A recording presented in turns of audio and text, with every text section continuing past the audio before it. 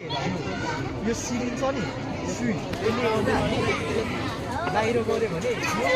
तल हुन्छ अनि यसले भित्र गऱ्यो भने यो माथि हुन्छ अनि यो छ नि यसले गर्दा चाहिँ यसलाई हामीले भित्र थिच्यो भने चाहिँ यो प्रेसरले गर्दा चाहिँ यो यताको सिरिन चाहिँ बाहिर ढल्छ क्या हेर अनि यो अगाडि आउँछ अनि यसलाई यता तान्यो भने यो प्रेसर हुन्छ हो त्यसले गर्दा चाहिँ भित्र जान्छ एयरको प्रेसरले अब भित्र जाने यो भित्र आयो नि है अगाडि पछाडि भयो यो अनि यो टेलिस्कोप भनेको चाहिँ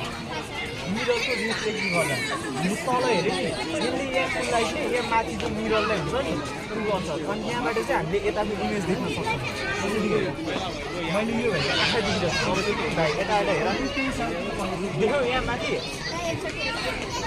देख्यौ देखेको छ नि है सबै बिस्तारै भयो बिस्तारै यतै गऱ्यो